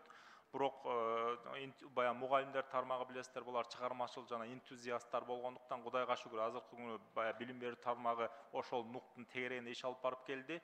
Жанагындай шарттарын көтөрүп берип, статустарын көтөрүп берип, ошо инновациялык жаңы баягы технологияларды киргизе алсак, анда биздин ошол тажрыйба менен экөө кошулса, баягы Кыргызстан мугалимдерин жакшы бир жыйынтык чыгат деген үмүттөмүн. Менде де ошондой үмүтүм бар. Сиз англо-саксонский системага карайсызбы, же романо-германскийге? Мен эки жакта тең, анткени баягы мен Германияда окудум, билим негизи базам Германия тарап, бирок кийинки илим изилдөө тармактарым көп Англия, Америка жакка байланышкандыктан ушундай бир баягы көп тармактан карасак болот. Себеп эки системанын ортосундагы ичиндеги баалуулук эки башка. Эң туура белгиледиңиз. Биз негизи Вакытты токтотуп турсаңар. Негизинен өзүңүз жакшы билесиз, Адахан Кимсанбаевич, СССРдин билим берүү системасы негизинен бул Германиянын билим берүү системасы менен тогошкон, бири-биринен көп көчүрмөлөр бар экенин байкоого болот. Мен ошо жогорку окуу жайды Германияда бүтүргөндүктөн абдан жакшы нерселер бар. Америка Кошмо Штаттары баягы либералдык деңгээлде өздөрүнүн баалуулуктарына жараша билим берүүсүн калыптандырышкан. Менин оюмча айрыкча кесипчиликке даярдоо боюнча Германия тараптыкы көбүрөөк жагат мага. Ал эми жогорку окуу жайларда эркиндикти берүү жана изилдөөгө шарт түзүү боюнча Америка Кошмо Штаттарынын мисалы жакшыраак. Мектептер тармагында жогоруда жакшы белгиледи Алтынбек Турдубаевич, бул Финдердин, Сингапурдун мисалдарын, Эстониянын мисалы мына бизге окшогон өлкө, ошолорду карап көрсөк жаңылбайбыз деген ойдомун. Рахмат. Баллон системасынан баш тарта алабызбы? баллон системасынан баш тартууга болот. Мунун баягы биз эл аралык документтерибиздин нострификация болуш үчүн бир системанын алкагында иш алып барган бизге жеңил болуп жатат да. Ошо биздин бүтүргөн дипломдорубуз сыртта таанылыш үчүн, анткени бүгүн биздин бүтүрүүчүлөр бир эле бизде эмес сыртта да иштеп жатышат. Бирок баллон системасы бүгүнкү күнү мисалы магистратураны 2 жыл 3 жылда белгилегендиги учурда дүйнөдө баягы билим берүү илим тармагы ушундай тез темп менен өнүгүп жатат. Бүгүн адамдар жашоодо бир гана жогорку окуу жайды бүтүрүп бир кесиптин ээси болбостон баягы адамдардын өмүрү узарып, ден соолуктары чыңалып, баягы өсүп жатат да коэффициент. Андыктан биз балким керек болсо адамды жашоосунда 2 жолу окутууга, 2-3 билим берүүгө багыттаган системаны киргизиш керек болуп жатат. Балким баллон системасын кайра талкуулоонун мезгили да келип баратат окшойт. Рахмат. Менимче Союздун мезгилиндеги кесипкөйлүгүн жогорулатуу деген институттар кайра иштеш керек да. Мына ошол эле сиз айтып аткан эле баллон системасы. Бирок Советтер Союзу ушундай керемет дүйнөдөгү илим, билим деген Англия ошон үчүн жарыялады. Биз Совет системасына мектептерди өткөрүп бүттүк деп. Атаң Ким Самаевич, жогоруда бул боюнча баягы негизги ой пикиримди билдирдим. Бирок сиз белгилегендей системаны кайра карап чыксак болот негизи. Ошого убакыт келип калды. Анткени талап башкача болуп жатат. Бүгүнкү күнү жаштардын да талабы өзгөрдү. Экономикалык талаптар да башкача. Биздин бүтүрүүчүлөрдүн тилекке каршы сапаты бүгүн талапка жооп бербей жатат. Бул анык. Андыктан сиз айткан сунуштар толук жүйөлүү. Рахмат. Менин каалоом ушул. Сиз баягы орто кесиптик окуу жайларды калыбына келтиришиңиз керек. Бүгүн орто кесиптик окуу жайлардын популярдуулугу аябай жогору. Жогорку адистеги жумушчуларды даярдоо деген. Электр ширетүүчү, газ ширетүүчү, электрик деген мына ушул кесиптер жокко чыгып кетти Кыргызстанда. Атаң Ким Самаевич, абдан жакшы белгиледиңиз. Бизде 99 азыр башталгыч кесиптик жана 142 орто кесиптик окуу жайлар бар. Негизи өнүккөн өлкөлөрдү карай турган болсок, пирамидада эң негизги тармакты башталгыч кесиптик, андан кийин орто кесип, анан жогорку окуу жайлардын саны түзөт. Бизде пирамида бүгүн тескерисинче 33 000 бала бүгүнкү күнү башталгыч кесипчилик окуу жайда окуп жатса, 220 000 студент жогорку окуу жайда тарбияланып жатат. Мындайча айтканда биз дипломдуулардын армиясын чыгарып жатабыз, бирок эмгек рынок чындыгында аны талап кылган жок. Сиз айтканга толук кошулам. Биз керек болсо баягы Советтер Союзунун убагындагыдай ошо 10-11-ди бүтүп атканда балким кесип үйрөнүү жагынан путууларды атсак деп жатабыз, баягы достук берсек деп атабыз ошолорго.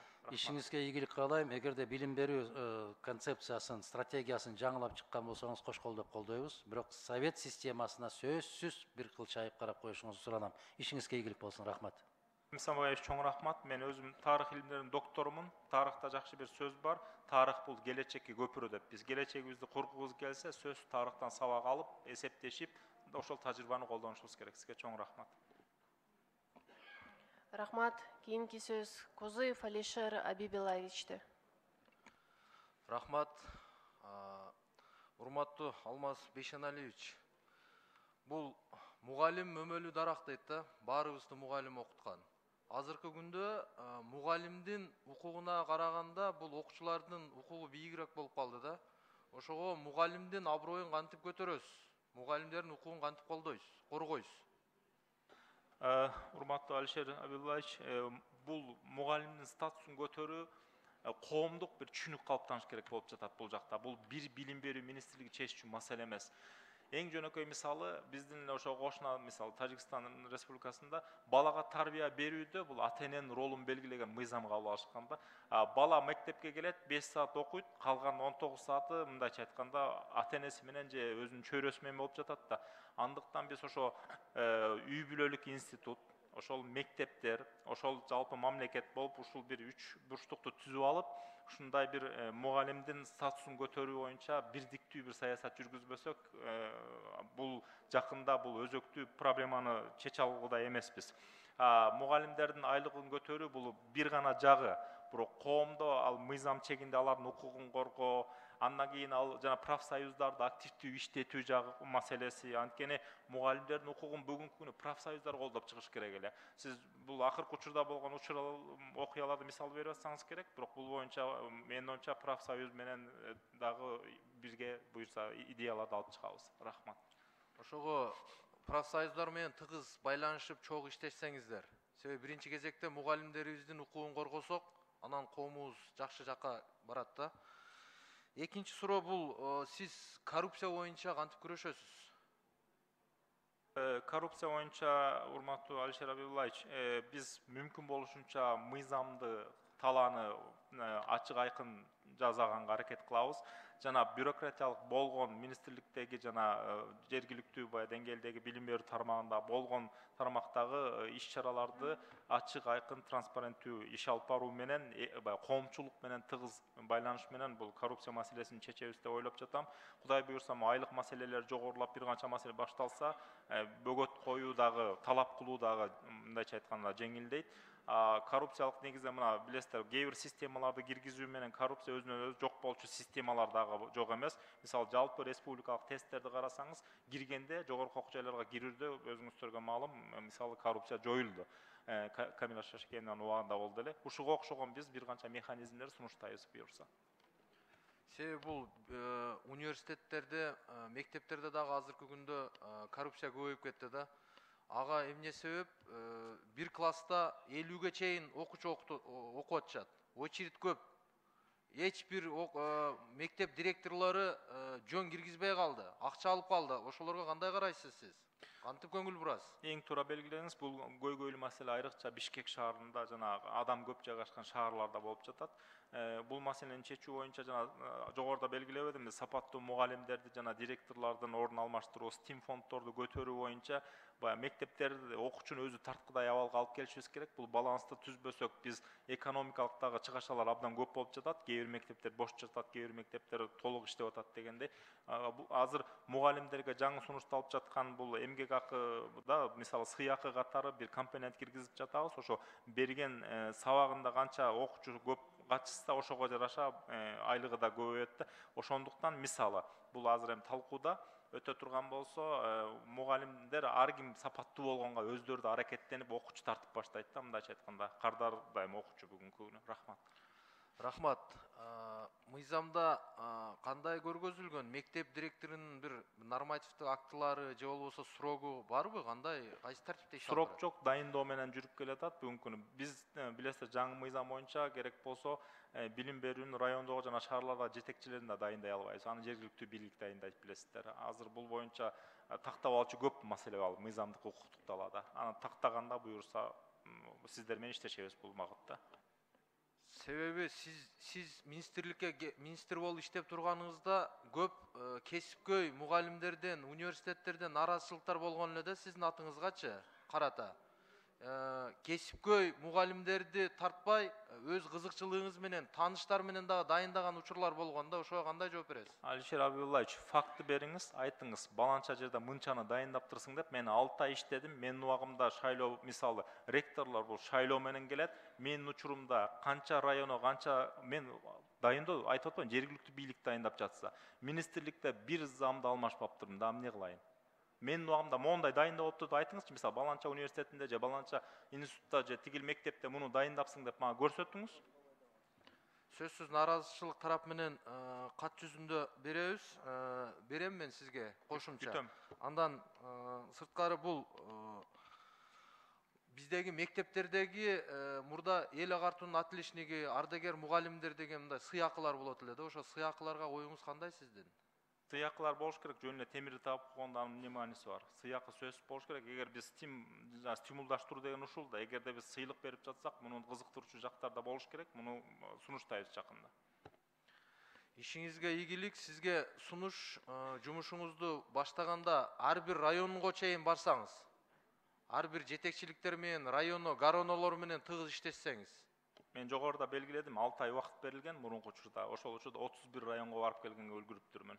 Эми 44 районго барыңыз. Буюрса аракет кылабыз, сөзсүз. Бул менин милдетим. Рахмат. Рахмат. Процедурный биринчи микрофон. Рахмат. Рахмат. Ишеним Султанбекова. Урматтуу депутаттар, силерден бир сураныч жасайын деп атам. Азыр обед болуп калат. Саат 2-ге биз өкмөттү чакырып алганбыз. Эми Алмаз мырзанын деңгээлин көрүп атасыздар, татыктуу министр. Азыр болсо ушу суроо жоопторду токтотуп эле, мындай колдоп берип койсок, анан обедке чыгып саат 2-де өкмөттү уксак. Тура көрсөңүздөр. Добушка коюп коесузбу? Сунуш түштү, добушка коебуз.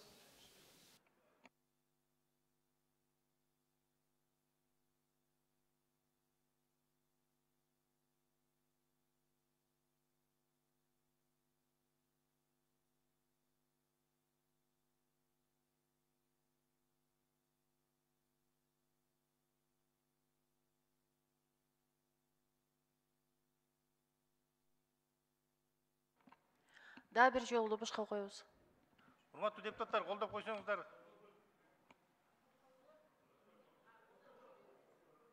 Болот. Да бир жолу болгон.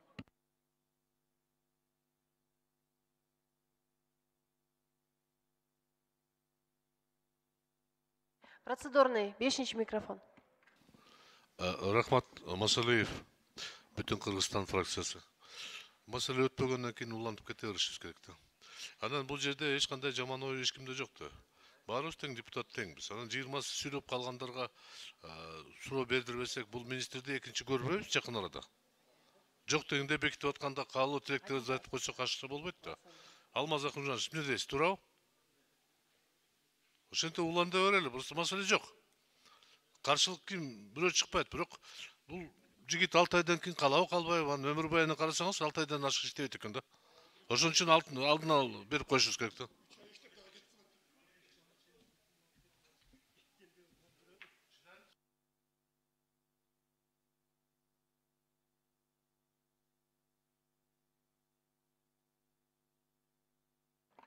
Процедурный, 1-ші микрофон.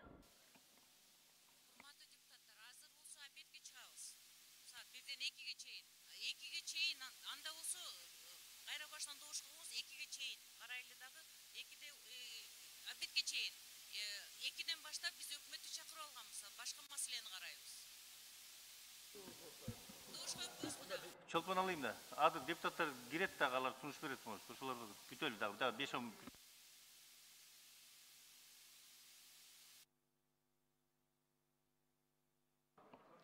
Keyinki söz Abirov Janibek Bulutbekovичте.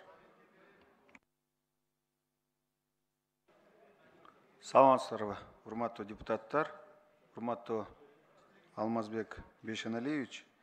У меня пару вопросов. Я поддерживаю вашу кандидатуру, но ваше мнение хотел бы услышать по поводу Крымского национального университета. Ваше мнение.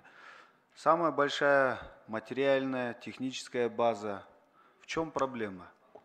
Потому что все остальные университеты стараются развиваться, КГМА, МУК, Юракадемия, КГУСТА, КГТУ.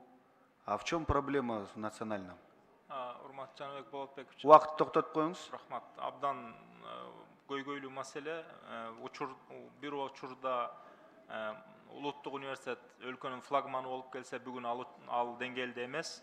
Эң негизги маселе бул жерде менеджментте болуп жатат окшойт.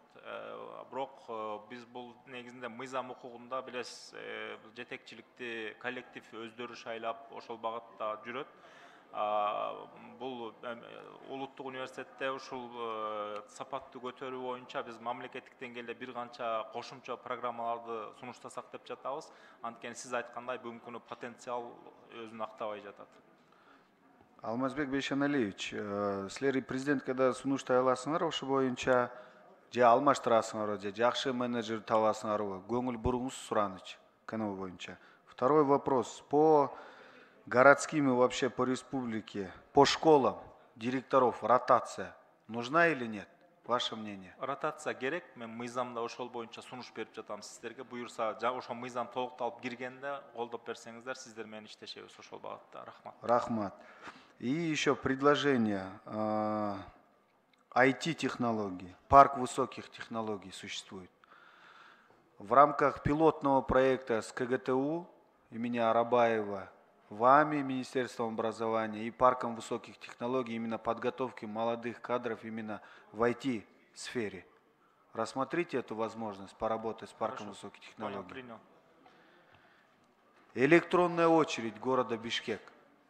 Алмазбек Бейшеналиевич, нужна ли электронная очередь, если она не двигается? Уақытты тоқтаттыңыз? электронный очередти алып салсак туура жылбай атканы сан көп болгон үчүн жылбай жатат. Аны такыр алып сала турган болсок, анда жанагындай коррупциялык элементтер пайда болуп атат. Бирок башка жагы кошумча системаларды ойлоп табабыз буюрса. Одна из таких важных моментов, возьмите на контроль, Алмаз Бейшаналевич, школа «Газпром» в южной зоне.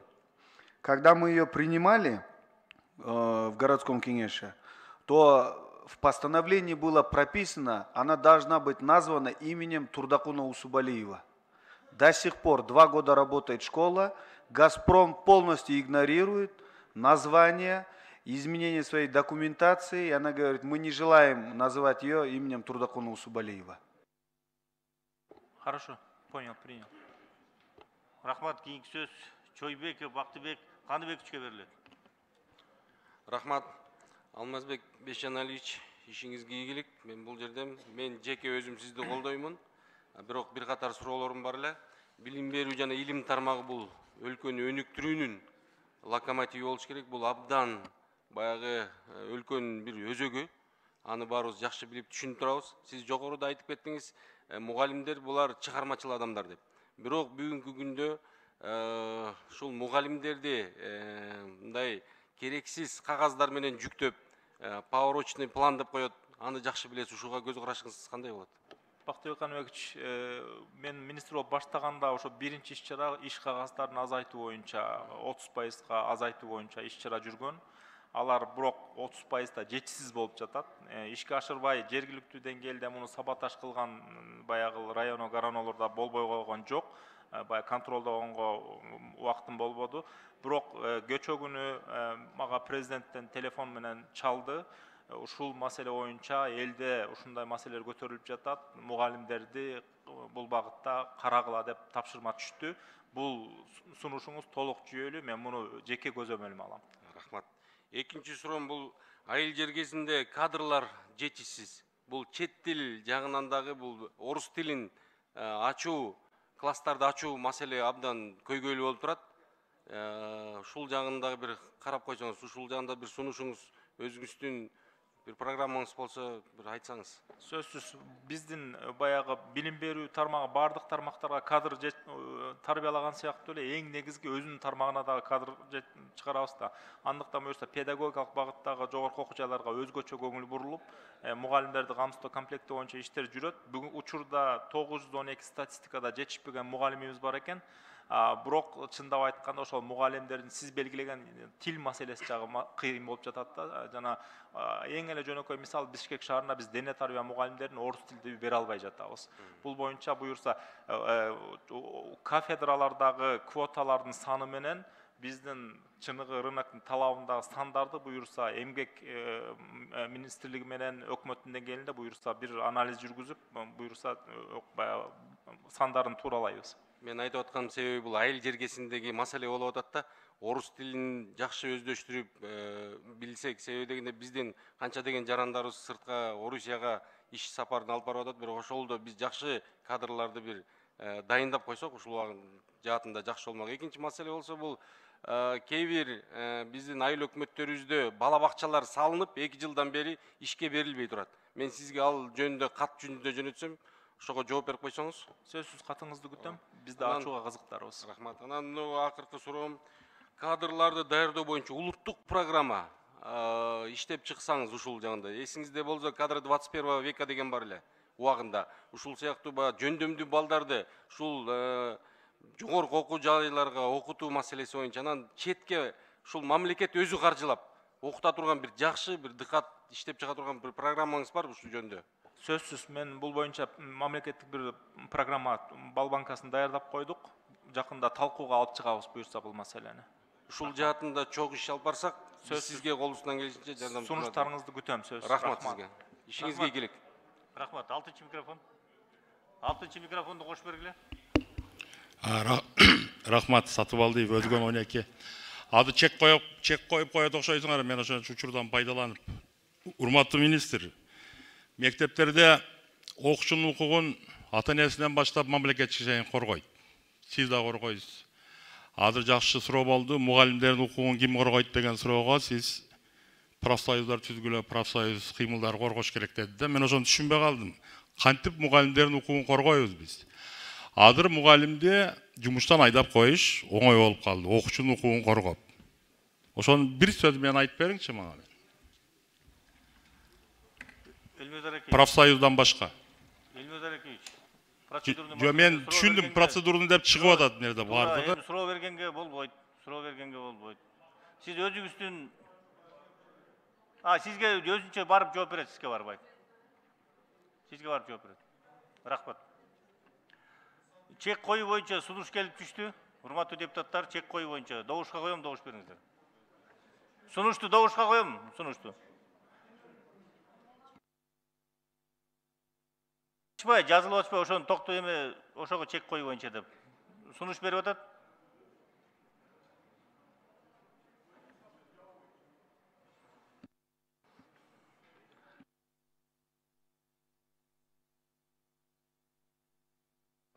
Макул 61, каршы 4, бар 65, катталды 87. Сунуш өттү.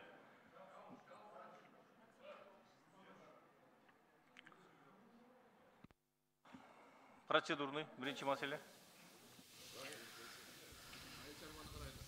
Урматтуу депутаттар, саат 2-ге өкмөт башчысын чакырып алдык. Чоң маселе бар. Азыр эми мына министрди кармап отурганда эмне утуруп эле байкыл суроолордун баардыгы кайталанып атат. Азыр болсо колдоп берип, министрди жибербейли, саат 2-де болсо берки маселени карайлы. Добушка коюп коюңузчу. Урматтуу депутаттар, ушул каралып аткан маселе боюнча, суроолорду токтотуу боюнча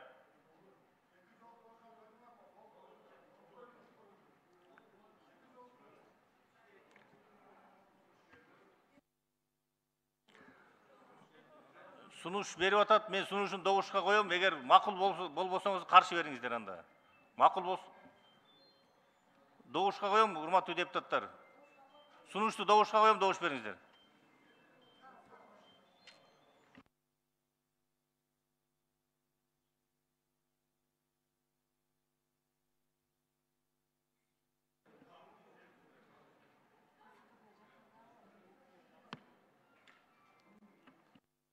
Макул 50, каршы 12, бар 62, катталды 87.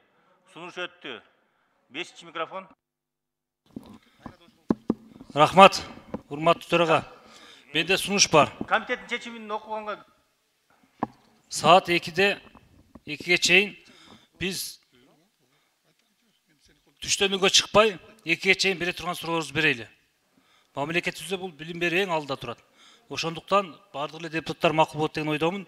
Суроого жазылгандар баары суроосун берип алсын. Жапарович, биз уже сунуш өтүп кетти. Сунуш өтүп кетти. Буга чейин айтыңыз керек болчу.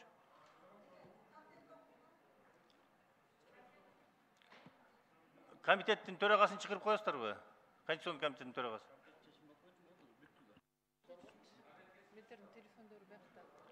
Алтынчы микрофон. Саламатсыздарбы. Коргонбай уулу Жусупбек, номер 5-чи нокот, 1 мандат округ. Алмаз Бешналиевич. Көпчүлүк жерлерде шайлоочулардан мектеп окуучуларынын формасы тууралуу көп талаптар, суроолор бизге келип түшүп атат да.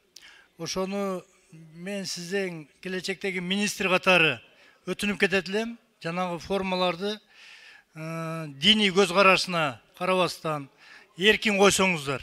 Себеби биздин кыздарыбыз кааласа жолукчан барсын, каалабаса жылаңбаш барсын. Ушул нерселерге мектептин директорлоруна катуу бир өзүңүзчө внутренний приказыңыз менен чыгарып, жана эркин формада кылып койсоңуз. Бул бир.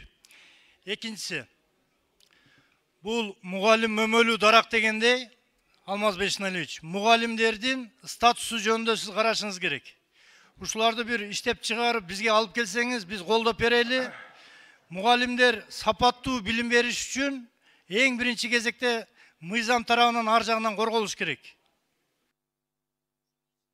Айлык акысы жана башка бүт баарын бир карап, масштабный бир мыйзам проекттерди алып келсеңиз, өзгөртүүлөрдү.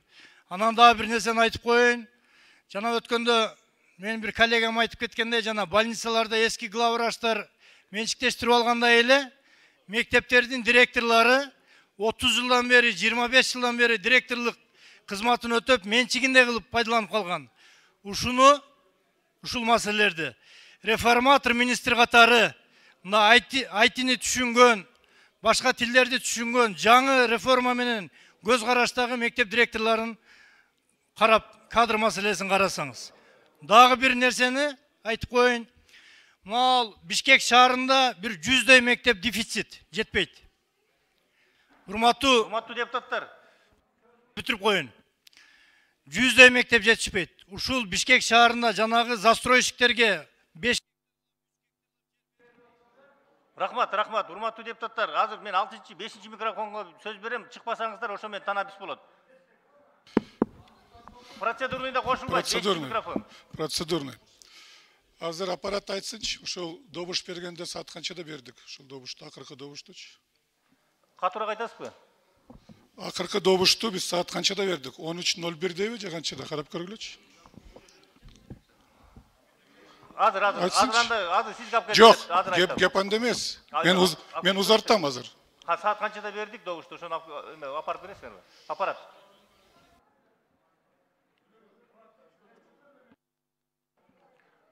Бешти кошпой болочу, 5-ci микрофон. Өчүрбөгүлө да менин микрофонумду. Бул биринчи, эгерде 13'te берсе, бул добуш туура эмес анда. Себеби саат узартылган жок. Ошон үчүн эгерде ошол карап көргүлөчү саат канчада берген, анан кийинчерээк айтам. Жок, азыр айтам дагы. Азыр эле бул бир эле замат да. Апаргылачы, апарат. Саат канчада добуш берди?